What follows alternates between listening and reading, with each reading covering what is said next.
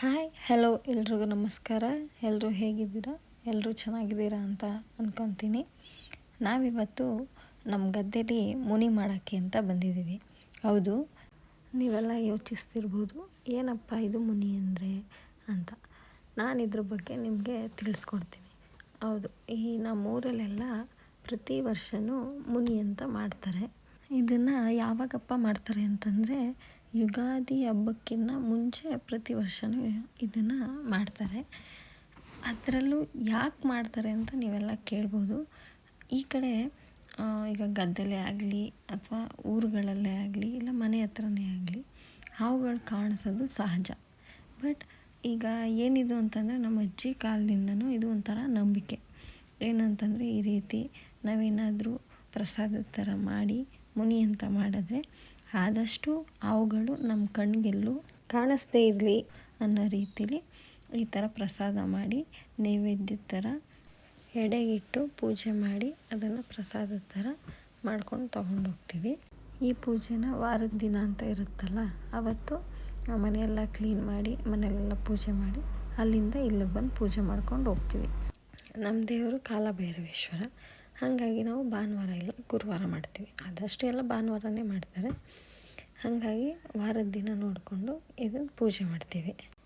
ಈ ಮುನಿಗೆ ಪ್ರಸಾದ ಅಂತ ಏನೆಲ್ಲ ಮಾಡ್ಬೋದಪ್ಪ ಅಂತಂದರೆ, ನಾವು ನಮ್ಮ ಅಜ್ಜಿ ಕಾಲದಿಂದನೂ ಮಾಡ್ತಿದ್ರಂತೆ. ಸೊ ಹಾಗಾಗಿ ಅವರು ಅವಾಗಿಂದನೂ ಬೆಲ್ಲದನ್ನನೇ ಮಾಡ್ತಿದ್ರು. ಹಾಗಾಗಿ ನಾವು ಬೆಲ್ಲದನ್ನನೇ ಮಾಡ್ತಿದ್ದೀವಿ.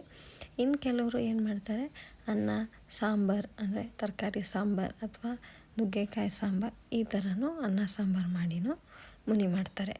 ನಾವು ಗದ್ದೆಲಿ ಪೂಜೆ ಮಾಡೋಕ್ಕೆ ಅಂತ ಅದಕ್ಕೆ ಮುಂಚೆ ಮನೆಯಲ್ಲೆಲ್ಲ ಕ್ಲೀನ್ ಮಾಡಿ ಅಲ್ಲಿ ಪೂಜೆ ಮಾಡಿ ಅಲ್ಲಿಂದ ನಾವೇನು ಪ್ರಸಾದ ಮಾಡೋಕ್ಕೆ ಸಾಮಗ್ರಿಗಳು ಬೇಕು ಅದೆಲ್ಲನೂ ಅಲ್ಲಿಂದ ತಗೊಂಡು ಬಂದು ಇಲ್ಲಿ ಒಲೆ ರೆಡಿ ಮಾಡಿಕೊಂಡು ಸೌದೆ ಒಲೆಯಲ್ಲಿ ಅಡುಗೆ ಮಾಡಿ ಅದಾದಮೇಲೆ ನಾವು ಪೂಜೆಗೆಲ್ಲ ಏನೇನು ಬೇಕು ಅದೆಲ್ಲ ತೆಗೆದಿಟ್ಕೊಂಡು ಪ್ರತಿಯೊಂದೂ ಮನೆ ಹತ್ರದಿಂದ ಗದ್ದೆ ಹತ್ರಕ್ಕೆ ತಗೊಂಡು ಬಂದು ಎಲ್ಲನೂ ರೆಡಿ ಮಾಡಿಕೊಂಡು ಪೂಜೆ ಮಾಡಿಬಿಟ್ಟು ಇಲ್ಲಿಂದ ನಾವು ಹೋಗೋದು. ಇವಾಗ ಹೇಗೆ ಅಂತಂದರೆ, ಅಡುಗೆ ಮಾಡೋಕ್ಕೆ ನೀರನ್ನು ಕೂಡ, ಆಮೇಲೆ ಅಡುಗೆ ಮಾಡೋಕ್ಕೆ ಏನೇನು ಸಾಮಗ್ರಿಗಳು ಬೇಕು ಅದ್ರ ಜೊತೆ ಪೂಜೆ ಮಾಡೋಕ್ಕೆ ಏನೇನು ಬೇಕು, ಆಮೇಲೆ ಈ ನಾವು ವಿಘ್ನೇಶ್ವರನ ಪೂಜಿಸ್ತೀವಿ ಅದಕ್ಕೆ ಸಗಣಿ ಆಗಿರ್ಬೋದು, ಆಮೇಲೆ ಅಲ್ಲಿ ನಾವು ಏನು ಬಾಳೆ ಎಲೆ ಇಟ್ಟಿದ್ದೀವಿ ಅಲ್ಲಿಗೂ ಸಗಣಿಲಿ ನಾವು ತಾರಸೋ ರೀತಿಯೆಲ್ಲ ಮಾಡಿ ಆಮೇಲೆ ಬಾಳೆ ಎಲೆ ಹಾಸಿ ದೀಪಕ್ಕೆ ಎಣ್ಣೆ, ಆಮೇಲೆ ಪೂಜೆ ಎಲ್ಲ ಆದಮೇಲೆ ಅಲ್ಲಿ ಹಾಲು ಬಿಡ್ತೀವಿ ಕೂಡ. ಅದಕ್ಕೆ ಹಾಲು ಪ್ರತಿಯೊಂದು ಮರಿದೆ ಇಲ್ಲಿಗೆಲ್ಲನೂ ತೊಗೊಂಡು ಬಂದು ನಾವು ಅರೇಂಜ್ ಮಾಡಿ ಇಟ್ಕೊಂಡು ಆಮೇಲೆ ಪೂಜೆ ಮಾಡಿ ಪ್ರಸಾದ ಮಾಡ್ಕೊಂಡು ತೊಗೊಂಡು ಹೋಗ್ತೀವಿ. ಅದೇನೋ ಒಂಥರ ನಂಬಿಕೆ. ನಮಗೂ ಒಂದೊಂದು ನಿಜ ಅಂತ ಅನಿಸುತ್ತೆ. ಸೊ ಹಂಗಾಗಿ ದೊಡ್ಡವ್ರು ಏನೇ ಮಾಡಿದರೂ ಏನಾದರೂ ಒಂದು ಕಾರಣ ಇದ್ದೇ ಇರುತ್ತೆ. ಹಾಗಾಗಿ ನಾವು ಅದನ್ನು ನಡ್ಸ್ಕೊಂಡು ಹೋದರೆ ನಮಗೂ ಒಳ್ಳೆಯದಾಗುತ್ತೆ ಅಂತ ನಾವು ಇದನ್ನು ಮಾಡ್ತೀವಿ. ಜೊತೆಗೆ ಏನಪ್ಪ ಅಂತಂದರೆ, ಮನೆಯಲ್ಲಿರೋರೆಲ್ಲರೂ ಅಲ್ಲಿ ಹೋಗಿ ಸ್ವಲ್ಪ ಹೊತ್ತಿದ್ದು ಬರ್ತೀವಿ. ಅದು ಒಂಥರ ತುಂಬ ಚೆನ್ನಾಗಿರುತ್ತೆ.